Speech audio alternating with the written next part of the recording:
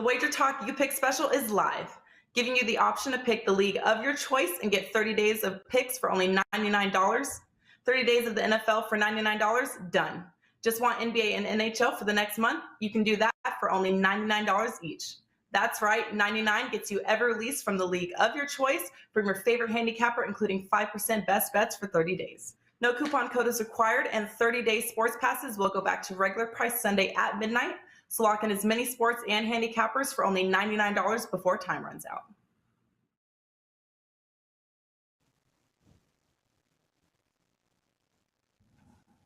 All right, guys, welcome in. Happy Thursday here. It is time for a little college basketball tip-off show powered by WagerTalk.com. As the season continues to roll on, a couple of games with an early tip here today, but we've got a couple games we're going to break down coming up a little bit later today, and we're going to do it, of course, with the three that we love here on the Thursday crew, oldies but goodies, Ralph Michaels in the house, Steve Merrill hanging out in the middle, and, of course, hitting cleanup for us, Mr. Dave Koken. And, Ralph, welcome in, my man. What's new and exciting on the Ralph Michaels front here, and what do you got going on at Wager Talk right now? Well, for those that just watched the commercial that Ruby filmed, it's very bizarre to hear someone come on the show and say, do not buy my 5% college basketball play tonight. I have my first college basketball 5% play. And why pay $35 for one selection when you could get $99 for 30 days of college hoops? That's right. You get tonight's plays plus the next 29 days for just $99 with the Wager Talk special. No coupon needed. Just head over to my page, take advantage of that 5%, but do it by signing up for the $99 special. Get on that, guys. Head over to Ralph's page, WagerTalk.com. And Steve Merrill, talk to me, my man. I know you're continuing to crush it in the NBA. What do you got tonight, college hoops, for us? Yeah, I've actually got two best bets tonight, one in college hoops and one in the NFL. Don't forget about the NFL. It's Thursday Night Football, Falcons-Patriots. So a 2-for-1 special right now for $29 at a Wager Talk. Actually, I put them each up separate because I want people to get those packages. I didn't do the 2-for-1 special tonight, Joe. I teased you. Look, $99 per sport is a fantastic deal. You can get two sports for $198. I checked with Rob Vino. That's how that math works out. But I did it one better. You can get four sports for $1 more. $199 gets you a full 30 days with Merrill $199. We're bringing that promo code back this week. It was so popular last week. One more week. Merrill, 2 R's, 1 L, Merrill. Merrill $199 gets you 30 days all sports for $199. Steve Merrill, WagerTalk.com. Yeah, listen, across the board, guys, obviously it's the way to go. These packages, these 30-day packages, the all-access packages, great opportunity for you to hop on board this time of year. With Dave Koken as well, who's off to a good start here in college basketball with his best bets, not to mention crushing the NHL. Dave, I believe 17-8 thus far through the early season here. What do you got up at Wager Talk for us? Let's see. I've got one college basketball best bet. They're 5-3 so far, which I'll take that win percentage all year long. But I think I've got a good chance to be 6-3 with this one. It's a team that I like to be in the NCAA tournament this year, and I think they're underrated. So we'll see what happens. 3 free college basketball plays. I'm only selling the best bets in college basketball this year.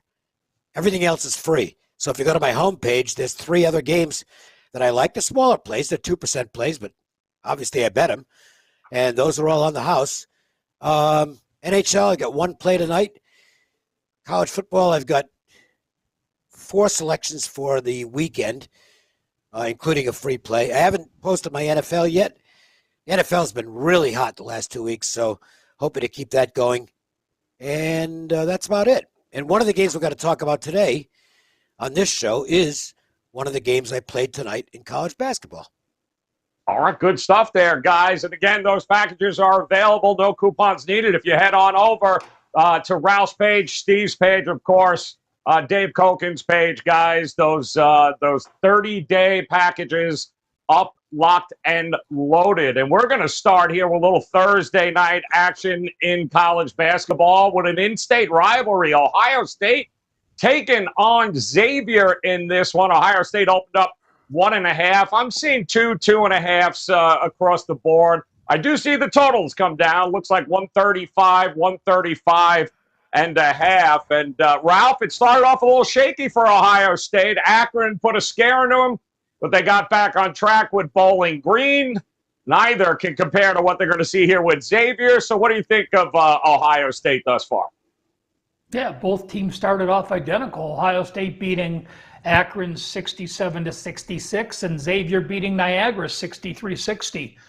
Before we get to that, we were paying attention to that New Mexico State-Davidson game. The game was tied with the game was a 1-point game with under 3 minutes to go.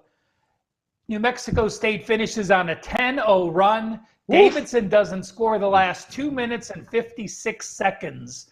77-66 final for Aggies backers. You know, I look at this game, and clearly I have Ohio State as the better team. I have Ohio State by about 6 points better, but I can't get to the window with them here. You know, you're missing two key cogs for the Buckeyes. You have Sewing and Kyle Young both out tonight. Sewing started 31 games last year. Kyle Young started 26 games. Both were third and fourth in rebounds, over 5.5 rebounds per game. And the guys were number 2 and number 5 in minutes. You take this Ohio State offense that struggled early, got going against Bowling Green. But again, this Bowling Green team is not this Xavier defense. Only one way for me to go. Xavier turning the ball to a 21% turnover rate so far early this year. That's horrible. We know Holtman and the Buckeyes slow it down. We know Travis Steele and Xavier slows it down. I do like the under here. All right, liking the under there. Agrees with the market move. Steve, what do you think? Ohio State's first road game here. What do you think we're going to get from them against Xavier? No, I agree with Ralph on this. The under's the way I'm looking as well. Unfortunately, we've kind of maybe been priced out a little bit. The total opened 140.5. It's now 135.5. I even see some 134.5. So it looks like it's even continuing to drop. Ohio State never in doubt, right? As a double-digit favorite in game one against Akron. They needed, 7 seconds left. They're trailing until they win that game. Not a good showing. And I'm always suspect of teams that start like that. I don't think you just flip a switch all of a sudden and fix problems when you get off to a slow start. And that was the case in their next game. They were a 20-point favorite, only beat Niagara by 10. They went 0-2 ATS. I do think maybe you could say that was the buy sign with the Bowling Green effort. But this is their first road trip of the season. It's the first time they traveled all year after 3 straight home games. Meanwhile, Xavier remains at home for the 3rd straight. So I do think that's a little bit of a scheduling edge here as well. And home teams usually can dictate their preferred style. And Xavier obviously likes to play hard-nosed defense. Ohio State is fine playing that way as well.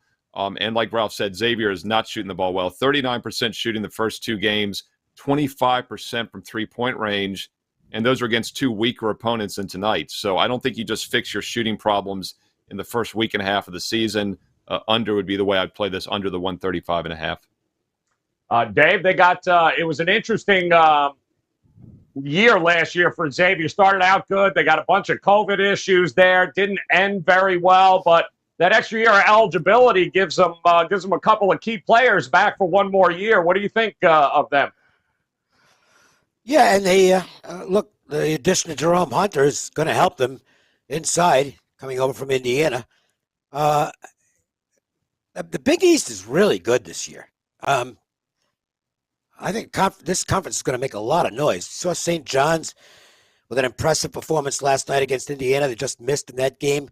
Seton Hall has already gone on the road and picked up a great win at Michigan. Connecticut looks good. Villanova is going to be very strong. Played a good game at UCLA last week. Creighton has some terrific young talent. Providence looks solid. It's tough to find weak teams in this conference. We'll talk more about Marquette in a little bit. I think the Big East as a whole is just undervalued right now. Big Ten might be the best conference, but I think the Big East is certainly in the top 5, and maybe higher than that. I would not be shocked if there's maybe like a 3rd best conference in the league this year. So when I can get points with a representative Big East team against, and I'm not overrated would be the wrong term because I do have the Big Ten as the best conference out there, but I think the power of the names in the Big Ten is maybe inflating the numbers a little bit on these teams right now. I think the value here is with Xavier.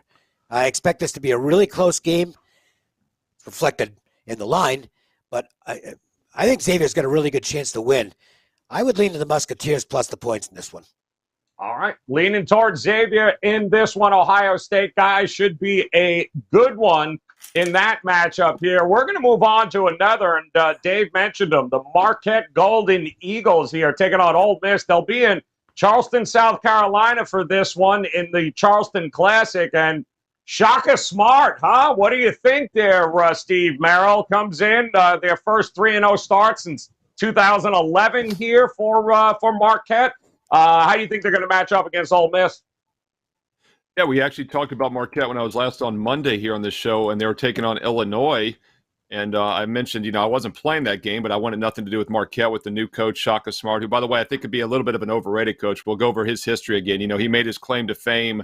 I used to watch him at William & Mary VCU games back in the CAA days, and he took, of course, VCU from 11 play-in seed to the Final Four that year, and that really catapulted him to the Texas job a few years later. He went just 51-56, though, during his career in the Big 12 games, conference games at Texas. 3 first-round bounces and an NIT title. He did get that NIT title, but he never made it past the first round in 3 NCAA tournaments. So I do think you can make a case he's a little bit of an overvalued head coach. And I thought Marquette would have a little bit of a learning curve, but I was wrong in that Illinois game here on the show Monday. They go and pull the upset as an 8.5-point dog, 67-66. They do travel now for the first time, and I'm always apprehensive using young teams that are traveling for the first time of the season. Just not sure Ole Miss is necessarily a play-on team for me. This is obviously a step up in class, even though I don't think Marquette is great this year. It's a step up in class for Ole Miss after being 23-point favorites in their first 2 games against New Orleans and Charleston Southern. They won that by 21 and by 25, so right on that 23-point margin. So the odds makers have pretty much been spot on with Ole Miss. They are obviously off in that Illinois game, but of course what Marquette does and what Shaka Smart wants to do is force turnovers, and that's why they beat Illinois. They had a 26-14 turnover edge, and they forced 24 in their first game as well. The New Hampshire game, which they barely won, is a double-digit favorite. They only forced 11 turnovers. Ole Miss on the season is only turning the ball over 10 times a game. They have 23 assists. So it does look like a good ball handling backcourt. So this might not be the preferred spot for Marquette here coming off that upset win.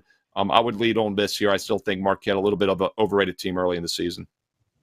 2 games at home, Dave, for Ole Miss. So they, too, in Charleston for this one. Are you worried about the spot here for Marquette coming off of that big win against Illinois? Yeah, I don't like the spot for Marquette. So I'll talk about that game with Illinois for a moment. I had Marquette in the game and was very happy with the result. And a big part of the reason I played it was the fact that Coburn was still out for Illinois, and they're clearly not the same team without him. He's the most important player in that team. Marquette obviously had success with the havoc defense that Shaka Smart likes to utilize. But, boy, it was helped by the fact that the point guard play for Illinois was horrendous in that game. Nevertheless, while that was a good matchup for Marquette, it still went right to the wire, and that was a tremendously exciting win for Marquette on the heels of a really close win against New Hampshire. New Hampshire not quite at that same level. They're not bad by their level, but obviously it's a step down. I think it's a tricky spot for Marquette coming out of that win against Illinois. That's a huge win for that team. And now they have to face an Ole Miss team that's got veteran talent, and I think they happen to be a pretty good basketball team. At power rate's about where the line is, so there's no edge there, but I think the spot in the matchup favor Ole Miss. I did play the Rebels. They're one of my smaller plays today, so that means it's one of the free selections. It's not the best bet for me on the card, but it was playable, and I took Ole Miss minus the points. Yeah, listen, it hasn't been a great shooting season thus far for Marquette. Ralph, free throws as well, just about 68%. Talk to me about tempo and styles in this game. Are you looking at the total? Are you looking at the side?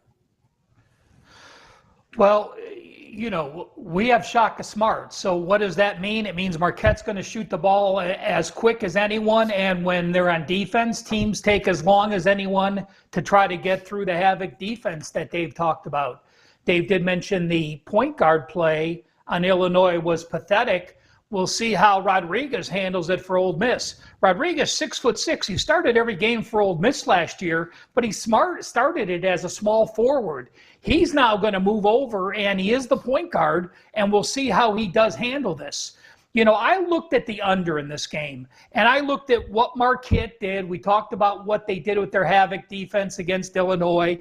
The last 11 possessions, Illinois scored 0 baskets, 0 for 8, 3 turnovers and 2 blocks. The reason I couldn't get to the under, despite the slow tempo of Ole Miss, is that Shaka Smart talked about how this Marquette team's learning how to play defense and they foul way too much. Mississippi only shooting 68% this young season so far, so they're not a great free throw shooting team. But again, those numbers can become quite different. But I do expect the clock to be stopped often, Marquette to foul a lot as they continue to learn this system, playing another foe, this time not at home. Steve did mention Marquette's traveling for the first time, as is Ole Miss, and this being a neutral game in Charleston. So not quite the same travel situation as playing for an inferior foe. So while I lean with the under, those couple reasons I couldn't get to them is really Shaka's concern with how they've played defense and how they're not moving at their feet enough and they're fouling too much. And with the clock slowed down, that's not the kind of game I want to get to the under. So I lean Ole Miss, lean the under, but both are on the bottom for me as far as opinions go. All right, good stuff there, guys. Charleston Classic tonight. South Carolina should be a good one there. We got one more on the West Coast we're going to take a look at here. And Arizona State taking on San Diego State opens up as an 8.5-point favorite. Total is 137. Arizona State on the road for the first time this season. And, Dave, what a start. They get beat on the last-second Hail Mary on UC Riverside, and then they were down double digits at half against North Florida. They did rebound in that game, but what do you think of this Arizona State squad? I don't know what to think of them.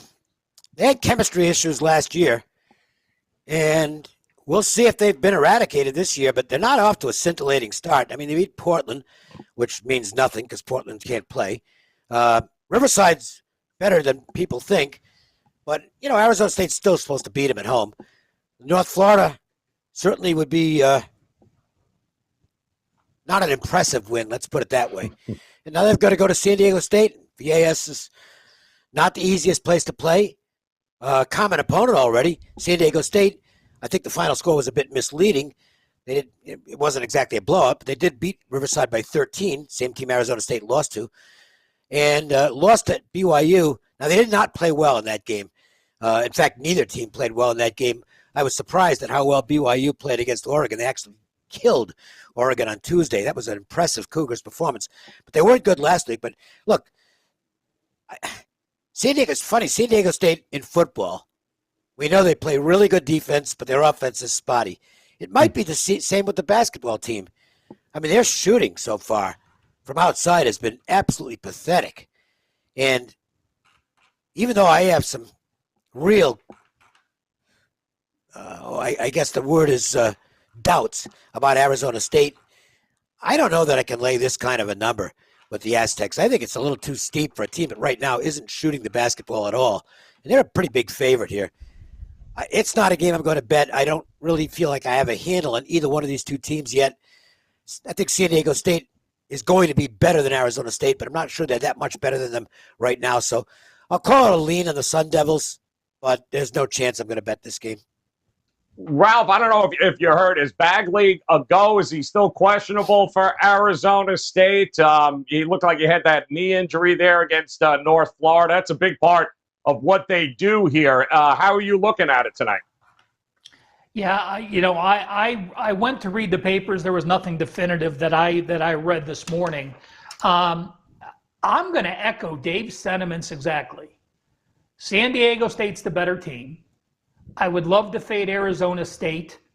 in this spot, but this number is too high. I mean, it's a situation where my power rating numbers are at the same number, but it's too high for the situation. And why is that? Well, let's see. San Diego State is 3 of 33 shooting three-pointers. Dave said bad. Yeah, 9.1% bad. That's horrific. You can't lay over a touchdown with a team shooting 9% from three-point land.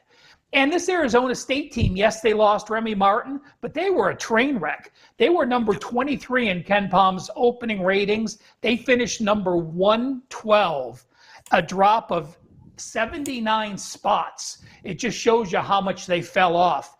You know, if you're watching this game tonight, Men's in the middle is a great defensive guy who blocks it. I'm going to lean with the under. You know, Arizona State, I think, will be a better team clearly than they were last year.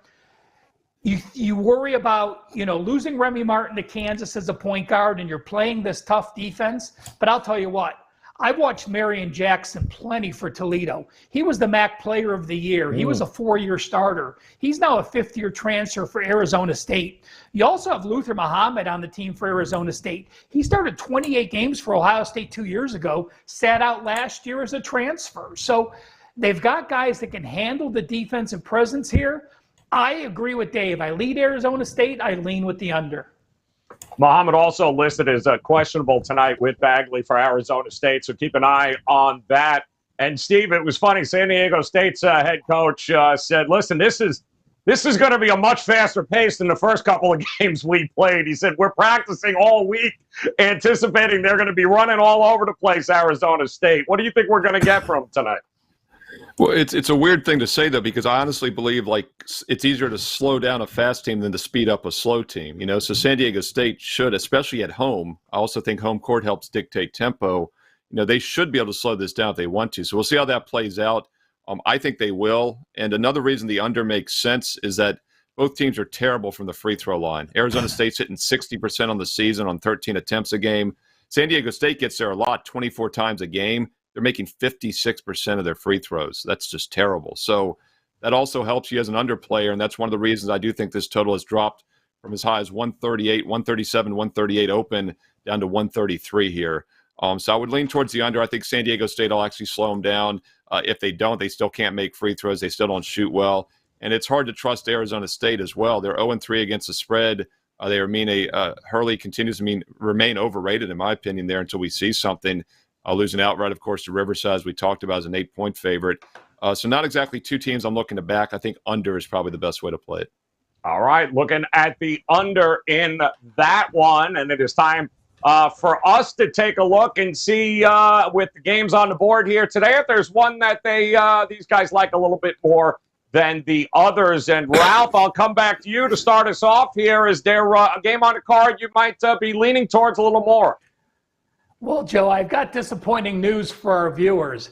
I did not go to the 300 level. And with all the games, I like going off the board and giving something that I think is a stronger play than one of the games we talked about. So I have 2 college basketball plays today that I released to my all-access customers. One, of course, is that 5%, which you can get as part of the 99-month. And I have a second play, which I'm going to give out here for free. It's game 721, 722. Under 141.5, Coastal Carolina, NC Wilmington. That's a current total of 141. And yeah, Coastal is an up-tempo team, and Cliff Ellis has been there and built the team into a quality program. And while they have 4 returning starters, they are without their top player, Devontae Jones, who was the Sun Belt Player of the Year and who transferred to Michigan. So you're starting over without your main cog. You've only played Furham. You have not played a Division I team. You're opening up on the road. And this Wilmington team, you want to talk about ugly. They shot 33% against Illinois State. They shot 29% against Pittsburgh. They already play a very slow tempo offense. Match it all together. Again, this is an actual all-access play. Under 141, Coastal Carolina and NC Wilmington. All right, good stuff there. And Steve, how about it? One of these games you might have circled here tonight you like a little more than the others? Well, I've got a strong steamroller best bet tonight at WagerTalk.com, but there is a game that was just a bit outside from making the cut, and I think that's Ole Miss, minus the 3.5, the neutral court in Charleston, South Carolina tonight against Marquette. You know, there's two ways to look at Marquette. They were really bad in the first two games, and then they turned things on, or the third game was just an outlier against a somewhat shorthanded Illinois team that just couldn't handle the ball, and I think that was an outlier. Marquette travels for the first time along with Ole Miss, but I think you're able to pressure better at home. And Marquette, under new head coach Shaka Smart, needs to force pressure and turnovers. Not going to be as easy to do on a neutral court. Ole Miss, meanwhile, has taken fantastic care of the ball so far in their first two games with just 9 and 12 turnovers each. To put that in perspective, Illinois had 26 turnovers in just the last game alone when Marquette pulled that upset. Illinois, a 23-10 Ole Miss, a 23-10 assist to turnover ratio in their first two games. I don't think the pressure is going to work as well here. We get some value with Ole Miss minus the 3.5. Just a quick reminder also, $99 for a full month of any sport that you like, 2 sports for $198, or get all 4 sports with promo code Merrill199, MERRIL 199. Get you 30 days all sports. Steve Merrill, WagerTalk.com. All right, good stuff there, Steve. And Dave, how about it? Which one of these might have you circled here? I did play Ole Miss. It's a 2% play. It's one of my free plays today. The best bet, if you want to get that, I think it's a good play. Go to my homepage. Get the package that Ralph talked about. That's site-wide. Or you want to buy the individual game, go that way. As far as Marquette Ole Miss goes, just to echo what I said earlier, I think it's a bad spot for Marquette. Look, they're coming off a win against a top 10 team, which might not be a top 10 team right now without Coburn, but that's still a great home win for Marquette. Could have some trouble maintaining the intensity going to a neutral court to face Ole Miss. They need to force turnovers. Kind of looks so far like Ole Miss might be able to take good care of the ball. And if that's the case, Ole Miss is going to win this basketball game. I think the Rebels are the better team. I think the number's reasonable enough. It's not a bargain as far as power ratings are concerned. But factoring in the matchup and the situation, I think it's playable. Ole Miss minus the points. All right, Ole Miss minus the points. I'm going to take a look, 8:30 tonight, guys, at DePaul, getting 3.5, taking on Rutgers, who has not covered a game yet this season. In fact, they've played nothing but Ralph's favorite 230 or 240 or better in Ken Palm-rated teams they can't cover. They haven't figured it out yet offensively. I love DePaul on the boards. I think they're going to be able to keep this one real close, if not win outright. I'll take the 3.5. So there you got it, guys. A quick reminder. Also, don't forget those 30-day all-access packages. Oh, and our Gold Sheet play of the day. What a shock. Ole Miss. All right. Oh. Now we got Dave Ole Miss, the Gold Sheet Ole Miss, and Merrill Ole Miss. So where are we going, Ralph? We're going Ole Miss. That's what we're doing. If we ain't, we're going. Ain't broke, don't fix it there. And don't forget, guys, the Gold Sheet plays of the day. If you follow Wager Talk on Twitter, these get posted each and every day from the show, so you'll be able to get the full write-up there, and it's some great information there. But don't forget also, 30 days right now, the all-access packages are available. Pick a sport. Pick Ralph, pick Dave, pick Steve, pick whoever you want there. $99, guys, gives you an opportunity to grab all the plays for that sport and from that handicapper for 30 days. Great opportunity. Visit Ralph Michael, Steve Merrill, and Dave Kogan at WagerTalk.com. And here's the recap. One more time, guys. Ralph likes Coastal Carolina, NC Wilmington, under 141 tonight. Steve, Dave, and the Gold Sheet all leaning Ole Miss to get it done here tonight. The Charleston Open, and I'm going to take DePaul plus 3.5 against Rutgers tonight. That does it, guys. Hit the bell in the upper right-hand corner. Make plans to join us again tomorrow as we head into the weekend here. More college basketball. But in the meantime, best of luck with your plays tonight, guys. We'll talk to you again soon. Good luck. Sign up for the free Wager Talk Text Club to gain access to free plays and exclusive discounts. Just text Wager Talk to 33222 to sign up and get a $10 coupon to use on WagerTalk.com.